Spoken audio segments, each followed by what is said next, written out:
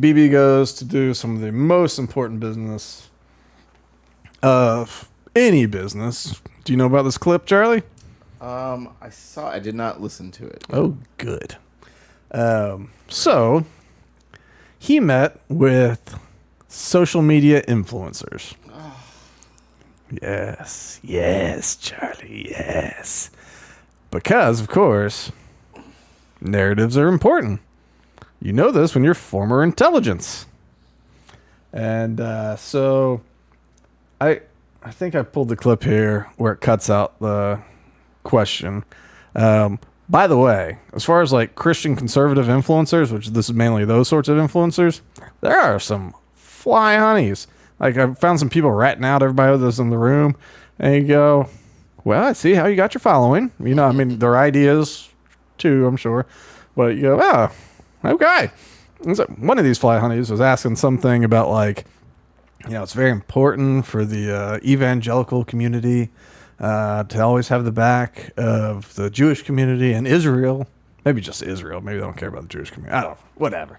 And, but, so the question was, like, how to maintain what was it? Like, if the evangelicals don't get behind the whole Israel thing, like, are we dependent on just Jewish influencers, or how do we go about doing it, or something like that? It's something basically, how can we serve you type thing. And anyway, here's BB. And BB's here to go, calm down, everybody. We don't need this. Israel's a peaceful nation, and we just want to get along with everybody. Christian influencers. Okay. You said, we talked about the woke right. And you said, I call it the woke Reich. That's a brilliant. You open with a joke, Charlie. That was so funny. I can hardly contain myself. The thing that I don't mean to pause so quick, but the thing that gets me about this, do you follow James Lindsay at all? Mm-mm. He was part of this group of researchers that made a bunch of fake papers a while ago to sort of play with wokeness or whatever before that was a term, you know. So they wrote just fake papers with fake research that had lots of good buzzwords, you know, that sounded hippy dippy kind of nonsense. It was, you know, things about I forget, like male feminism and blah blah. You know, they had these convoluted things, but they had like 2 or 3. They won an award for something. It was like it was like something about dog park assault culture, the way the dogs interact on the dog park, and how it is you know, SA tolerant or something. There's just crazy things, you know, but they just tried to see what they could push through just using like this kind of language of the left and all that. You know, he got nominated for awards and all this stuff, and he became he's put a bunch of research into Marxism over anything else. Oh, good. Well, he's anti. And so he's so for a long time, you know, darling of the right, because he would say, well, if you look at, like, I mean, he really has researched the hell out of like like Maoism and Marxism and all this kind of stuff. He should interview Hillary Clinton. Gee, I don't think he feels like dying, Charlie. I don't think he feels like hanging himself with an extension cable and then cutting himself down from the tree after he shoots himself with a shotgun and throws it across the field. But anyway, but recently, like post-Trump, maybe even before, I think even before Trump got elected, sometime within the last year, he's been going after the quote-unquote woke right. And he said there's people on the right that use the same speech of oppression. You know how, like, in the world of the woke, it was you're harming, it's aggression towards gay people. It's aggression towards women. Like, this is actually aggression towards these people. There's always a grievance. You know, it's a grievance type thing. And he said that there's people on the right that speak the same language of the sort of I don't know, there's grievance language, and there's better words for it. I'm just escaping my head right now because of the shutdown. And you okay, and I've heard him. It took me a while because I was like, what is he talking about? And he did write a big paper on it too, which I did not read, but I heard someone found him at a conference and I said, please explain woke right to me. And when he explains it, you go, all right, yeah, that's all. That makes sense. And it does. But then you see the people he calls woke right on the right, and you can kind of understand to a certain degree people like maybe Tucker Carlson. He can be a little hyperbolic and whatnot. And there's a few people you go, okay, but then he just keeps going, and you start looking and you go, I don't know. It seems like I hear what you're saying, and what you're saying makes sense, but in practice, it seems like anybody that's critical of Israel's actions, and particularly the U.S.-Israeli involvement and distrustful of that partnership, that seems to be the real thing that makes you woke right in practice. Because it's the only thing I've seen in comic Dave Smith, right? He's a libertarian fella, and he's very critical of Israel. He's very well spoken on it. He's debated a lot of people. His thoughts are out there. Tucker Carlson, like I said, but yeah, I forget his name. He's called a lot of people this, but it really seems like Israel's the thing that holds it all together. The being critical of Israel is what knocks you in the woke right. So it's crazy to me that he starts off with a joke about the woke right, where he calls them the woke right, and but which is also kind of confirms my views in that you go, okay, because if the woke right is about grievance and this kind of language of the oppressed and all that kind of stuff, cool, that probably wouldn't make you a Nazi, probably. But if it's about being critical of Israel, and by being critical of Israel, you got to be critical of the Star of David, which is on their flag, and by that, you got to be critical of all Jews, and suddenly you're a Nazi. And so, I don't know. I don't know if old Jimmy Lynn has gotten some sweet cash or what, but which is not a blood libel. I don't mean Jews control the world with money. I just mean he's an influencer on the damn internet, and people get paid, and then they have their opinions. Qatar did it. Russia did it. No one will give us money, Charlie.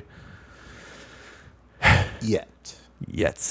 And then, totally for sale. Pro-Israel, pro-Russia, I don't care what. I think the black Israelites are correct. They're the Israelites. In Africa, or maybe in America. Whatever they believe. They got the money. I'm on board. All right, back to BB. The woke right, because these people, they're not any different from the woke left. I mean, they're insane. They're loonies. But they're actually meeting on some of the things. And what we have to do is we have to secure that part of the base of our support in the United States. That is being challenged systematically. A lot of this is done with money. Money of NGOs, vast. Money of governments, vaster. See, he says so. Okay, we have to fight back. How do we fight back? Our influencers. I think you should also talk to them if you have a chance. To that community, they're very important. And second, real quick, our influencers. I assume he means Israel, pro-Israel / Zionist, whatever. I assume that's what it means. So he's telling the evangelical and the Christian influencers, you should talk to our people. Team up. And I have a feeling if BB put together a team of influencers, they are probably not to be trifled with. secondly, we're going to have to use the tools of battle. The weapons change over time. You can't fight today with swords. That doesn't work very well, okay? And you can't fight with cavalry. That doesn't work very well. And you have these new things, like drones, things like that. I won't get into that. But we have to fight with the weapons that apply to the battlefields in which we're engaged. Like what? And the most important ones are in social media. Oh. And the most important purchase that is going on right now is... Say it, Charlie. Class? TikTok. TikTok. Number one. Number one. And I hope it goes through because it can be consequential. And the other one, what's the other one that's most important? X. X. Oh. Exactly. Cesspool. Very good. Cesspool, she says. And, so we have to talk That to is. Elon. He's not an enemy. He's a friend. We should talk to him. Talk to Elon. Now, if we can get those two things, we get a lot. And I could go on other things, but that's not the point right now. We have to fight the fight, okay? To give direction to the Jewish people and give direction to our non-Jewish friends or those who could be our Jewish our friends. Are we going to succeed with everyone? No. Will there be a strong counterpart? Yes. Christian. Yes, my Jewish friend. What would you like to say? Well, I mean, that's everybody. Everybody's not Everybody's either a Jewish or a non-Jewish friend? right. Like, Yeah. Or enemy. TikTok. Who's do you know who's buying TikTok? Yeah. Oracle. Yeah. Larry Ellison. That's him. You know, one of the top, I don't know if you could call it a charity, but we'll call it a charity, whatever. You know, one of the top charities he donates to. I'll give you a clue. It's a 3-letter acronym. The first letter is I. IDF. Oh, great. Not the Nation of Israel. Not the Christian Jewish Coalition of Peace or something. The military of Israel. Wait, They're not a charity. I just lied about it. I was going to say, I'm like, man, what am I missing? You were sitting there like, I'm not even mad. I'm impressed. How do we set up a nonprofit Military. Yeah. I mean, military should be nonprofit, but, antiquated idea there. Yeah, but no, he's been known to donate directly to the IDF, directly helping fund their military, which, I mean, I guess what I don't even know how to do that, but I'm not a billionaire, And so basically TikTok's about to be purchased by a guy who helps fund the IDF. Great. BB says it's important. Of course it is. And they have to get to Elon. Yeah. And he said Elon's a friend, though. He wanted to clear it. He made that a point. Well, yeah, I think he wanted to make sure people didn't go attacking him. And Elon is a friend of Israel. He was being called anti-Semitic back when he first supported Trump. And he says, I'm the opposite. I'm whatever, pro-Semitic, or he uses some word like philo-Semitic or something like that. I hope that didn't mean something weird because I don't actually know what philo means. But it was some sort of thing like that where instead of being pro-Semitic, I'm blah, blah, Semitic. Anyway, so I think that he is, and especially with the tech sector in Israel too. I'm sure Elon and what are you nodding at, Charlie? The space company. Oh yeah, rockets. Oh, the space laser. Well, can't shut that down. No governments can shut that down. But yeah, so how creepy is it? I can't believe that he let this be recorded. Yeah. You would think this would be a shadows type of thing. But it's, I think all these evangelical influencers or Christian influencers, whatever they are, I think they're so excited. There is 2 flavors of Christendom that I am noticing that are pretty heavy. And there's probably more than just these 2, but these 2 seem to be vocal. There are the Israel worshiping sort of like, well, the Old Testament is chapter 1 and like it's, starring the Jewish people, and therefore like, we have like at all costs defend Israel and we love them and all this kind of stuff. And then there's another chunk.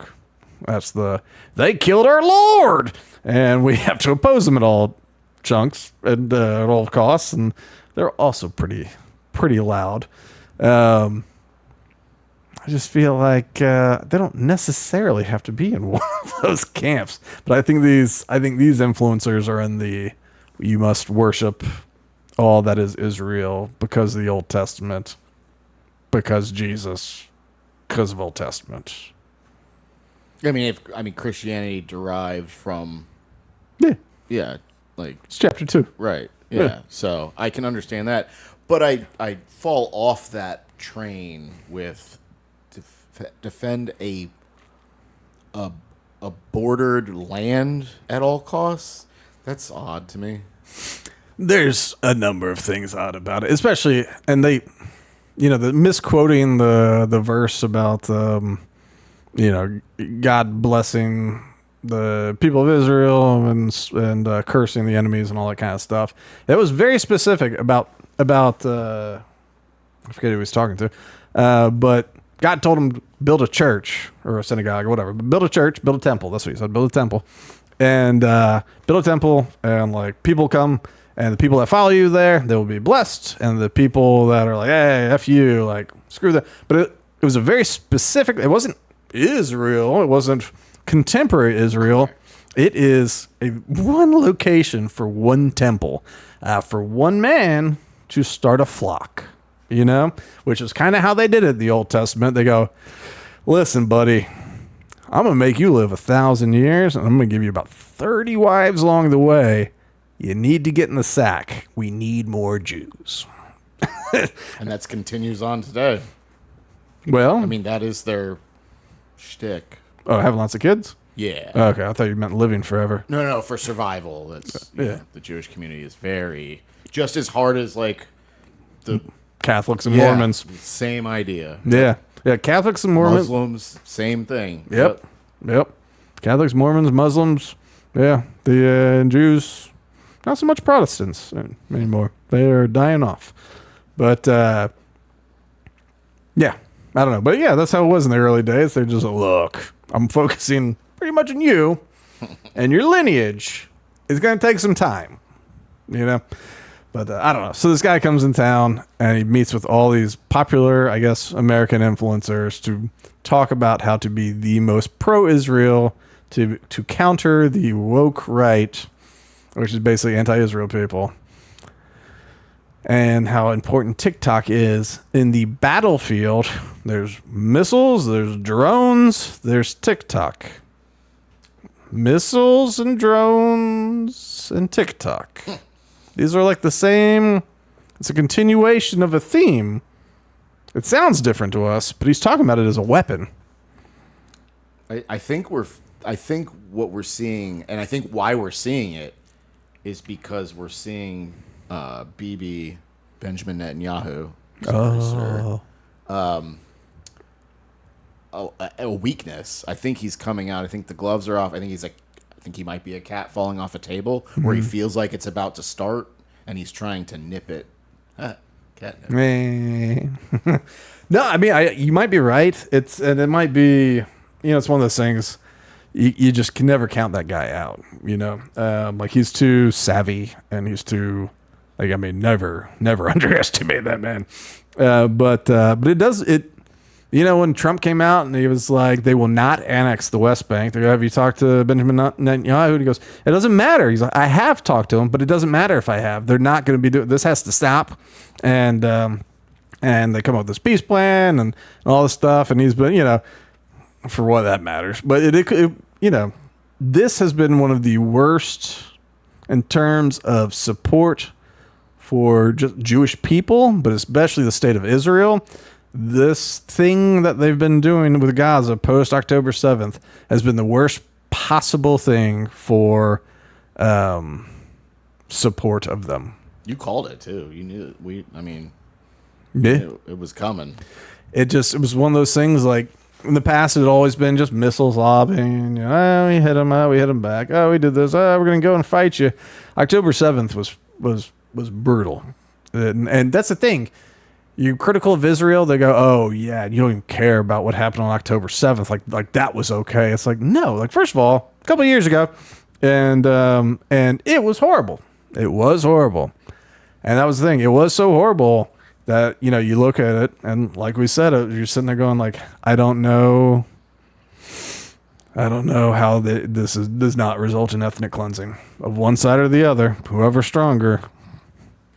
Bibi knew that too. Yeah, and I think Bibi knows his window.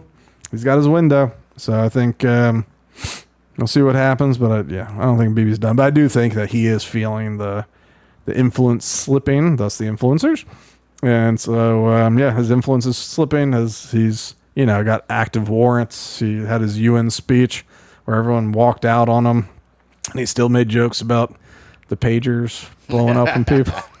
Yeah, probably shouldn't do it. I mean, you caught some strays. You didn't get 100% of the injuries were not on target. Just put it that way. Like maybe don't joke about it at the United Nations. So I think he is trying to claw back that influence. He says TikTok's a weapon, an important weapon.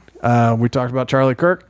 His big thing was the kids, and the kids right now are not big supporters of Israel. And so TikTok probably is hugely important.